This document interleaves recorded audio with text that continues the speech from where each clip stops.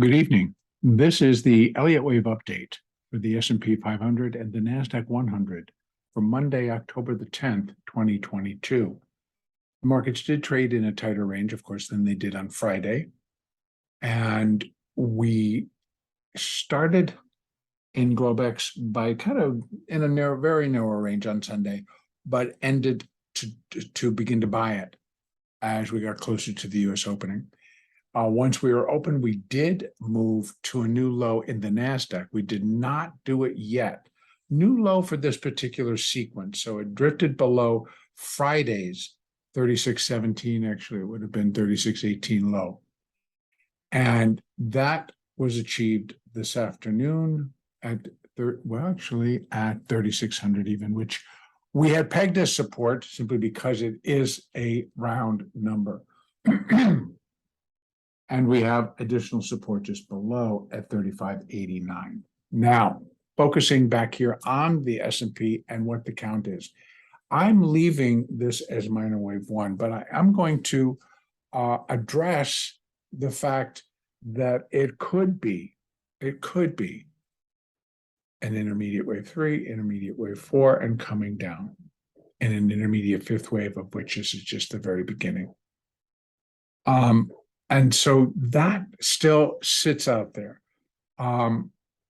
There's others that now are agreeing that this being minor wave one is really pointing to a much stronger third wave down right now.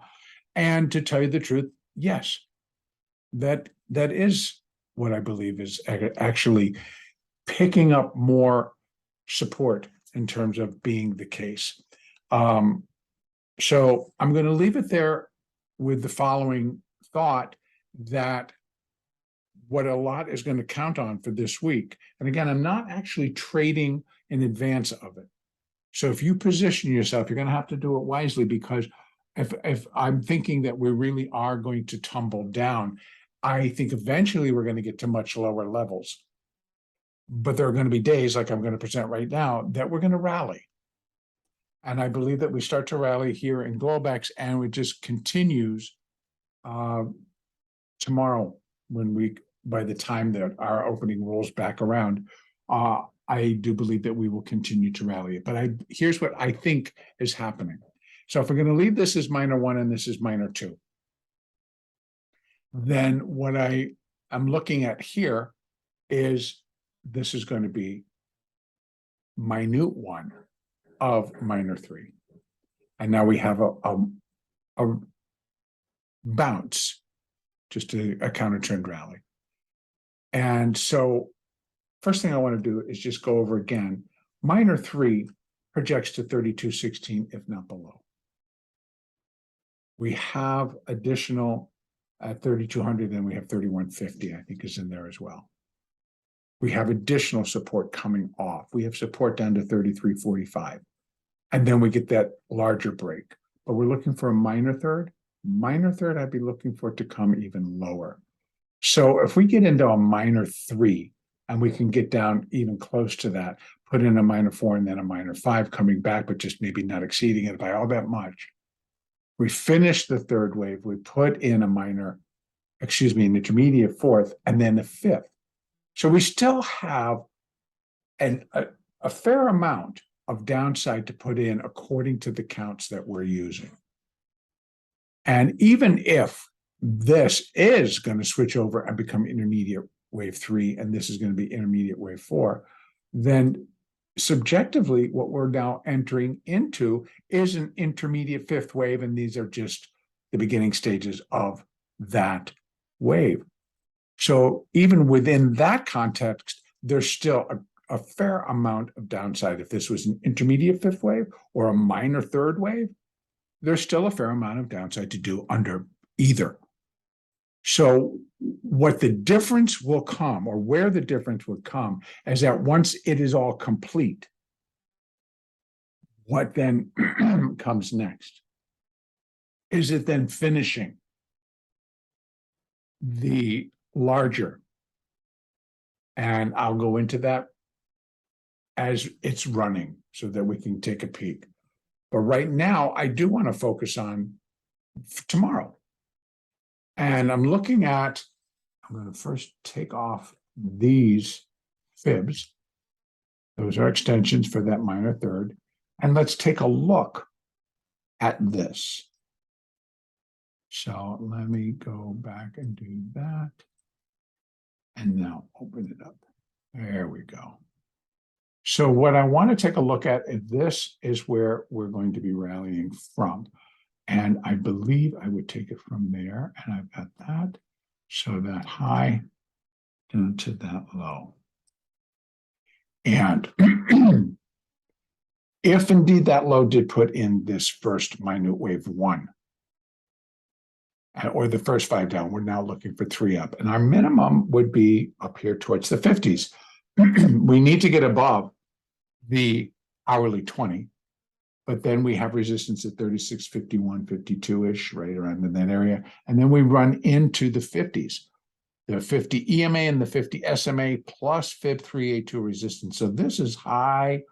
This has got a pretty high probability right now that this is at least where I believe an A wave is going to come, or a bounce should come into here. If not, back towards 3,700 and towards the 200s. Now, as a wave 2, we know that it can get up to 618, but that's going to be in a pretty strong push. And again, we've got some, and they could do it, but we have PPI on Wednesday and CPI on Thursday, plus jobless claims on Thursday, retail sales on Friday.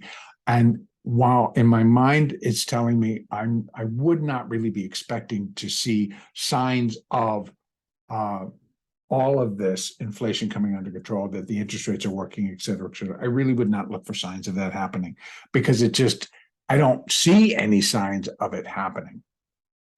So, as I've discussed yesterday and also the day before. So right now, I'm thinking more of just a normal bounce, and I'd be looking for 36.83 to 37.10. Those would be legit, I think, targets. Once complete, then I think we have another pretty strong down day. So tomorrow, maybe it's an up day into here, and then PPI gives them a little bit of a shock and it comes down. CPI gives them the kick and it keeps going. So, but right now, let's get through this. And this is where these are the lines. Once that happens, then I would be looking for this. And that's saying that this completed this small little 5 down. For all I know, that might have completed it. And this is there. And it comes back down, or goes up and comes down. And we're now working a more complex little 5th wave down. So I've got a couple of possibilities for downside, and with the majority kind of pointing that we should bounce. So that's what I'm looking for here. Those are the levels. Downside, we just went over it. There's plenty. And first thing it would do is get itself below 35.71. That would be good. Now you got 35.50, then you got 3,500, and then we have some others down in here as I had up before. And those were the extensions, Fibonacci extensions, and I've been doing them off of this 4-hour chart. You could also use the daily, but what you're looking at is we're trying to get that 3rd wave. If this is 1, you take it from the top where wave 1 began down to there, up to this high. That's going to give you the extensions for support for a 3rd wave, that minor 3rd wave. Okay, so over to the NASDAQ. It's going to be the same story, but the NASDAQ actually did break. I'm going to just go ahead and start here. There's wave 2, intermediate wave 2. Here is what I'm still labeling as minor wave 1, minor wave 2. Now we're dropping in the 3rd. Again, 1, 2, 3, 4, 5. Minute wave 1 likely complete, and it was much cleaner. It was much cleaner in the NASDAQ than it was in the S&P. S&P did not make a new low, whereas the NASDAQ did. And the new low below 10,880, 10,890, basically 10,891. And it got down to, I believe it was 70 something. No. Yes, 10,877. So it was enough to put the finishing touches on this small 5 down and let us know that there's likely more. There's 5 down, you're going to do 3 up, and then we got another 5 down, and that would be a minimum. So I'm going to say that yes, we will continue to head lower, but right now we're going to bounce. So let's take a peek first at what we have for downside. Once we can break additionally below where we were today, so 10,876, then we're dropping it to 10,685, then it drops to 10,438, 10,257, 10,088. These areas, yes, depending on the pattern, what is actually coming in. But I would not be surprised if this really starts to drop us cleanly. And maybe that happens this week, and or it's going to be a combination of Wednesday, Thursday, Friday, and then beginning of earnings. So right now there's a lot of positioning or posturing on what to do. We've got earnings coming up, so you're going to get all the pundits that are going to toss things out because they can get into the news. So, yeah, I've got to allow for what I believe is going to come through to actually come through, no matter which count we're under. If this is intermediate wave 3 and this is intermediate wave 4, and we are in the beginning stages of the intermediate 5th wave down, that will be 5 waves of minor degree, and I'm counting this as minute. So, minute wave 1 of minor wave 1 of intermediate wave 5. That's what that count would look like. Both really pointing to stronger downside now. So based on that, then I'm looking at these numbers going like, well, I don't think they're going to show anything that's going to be so earth-shattering that we have to buy it up 1,000 points. Right now, I do not see that. So I just see more angst, anxiety spreading, just too many things that are sitting out there unsettled. And, and then other things going on in between. It's a pretty wild time. And a lot is coming to a head real quick. And the market, because it's us, has no clear idea what to do. So it just tries to play it technically. And it's going to do that. So in the meantime, I'm going to take this down. We're going to take a peek at what the fibs tell us for this small second wave. Okay, so 382 is 11,200, we'll call it. That's just 382, and that's pretty reasonable. And it cruises up, gets past the 20, gets up to the 50. So again, just like in the S&P, we have the fibs and the 50s, the hourly 50 SMA there and the EMA here, all approximately in the same territory, 25, maybe 30 points apart. This is coming in at 218, 11,218. The EMA is coming in 11,175, and the fib is 11,200. So we get a little bit of a zone right there. And that could contain the whole thing and just turn this thing and go boom, boom, boom. So if we kind of go up there tomorrow, we'd be up over 100. Healthy. And it could go even further because what we have sitting behind all of that is the next fib at 11,300. So we got about 100 points. And then behind all that, we have the hourly 200. We have the SMA sitting bottom at 11,353 approximately. And then we have the EMA at 11,378. And then we have 618 just a tick above that at 11,400. So we got 11,200, 300, 400. Those all come into play. They really do. And in a 2, they really do. How hard they want to go for this tomorrow, it's again, everybody's posturing. And so it's as they come in and out of particular stocks, and actually a lot of them in the NASDAQ right now, again, remain Apple. Amazon, AMD, but AMD is pretty much directional, like hitting the skids. We have Google, we have Metaverse, Microsoft taking it on the chin again. In NVIDIA, Netflix wants to go up. So we've got a lot of play going on.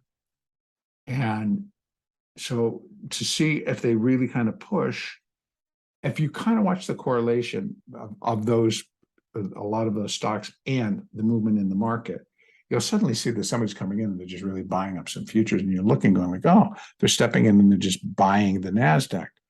And so you can figure out your own weighting. And other people, their computers are much, much quicker. But it could be the quickest ride. It could be a fast little jump and it could slide all the way back down. But in any case, I'm looking for a small ABC structure to the upside. Those are the parameters.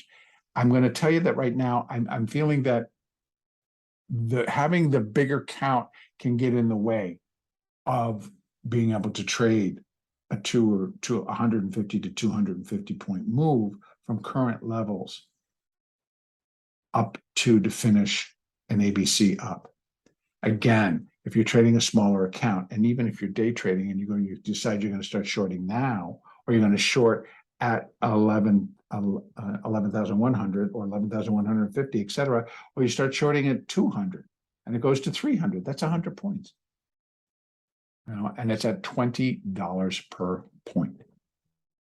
So, can your account take it? So in other words, my concern, or not my concern, but my encouragement here is that you have to stay with what's in front of you, because the moves, while we're not looking for anything too high, it still can blow out your account if you're on the wrong side. That's kind of my point. Trading smaller accounts and sitting with a position that ultimately is going to make a ton of money. But in the meantime, you're going to be down $2,500, $3,000, $4,000. And a lot of places won't deal with it.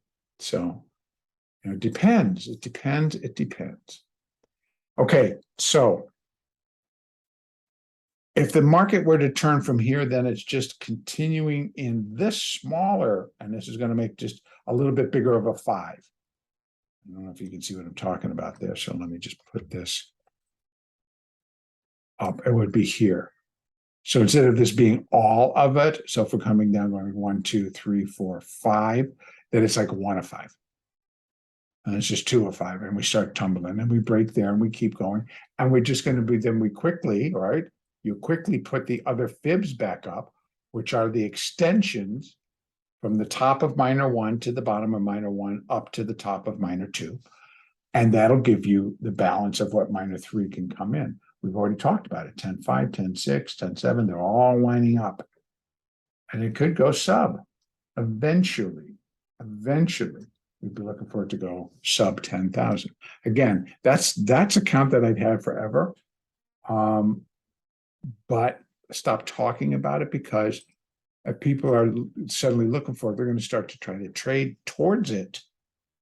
And since I really started talking about it several months ago, and we're still working our way down to it. So I thought, stop talking until we get there. Then it'll make sense. So anyway, looking for a little bit of a bounce and then a continuation of the downside. Our next update will be on Tuesday, October the 11th.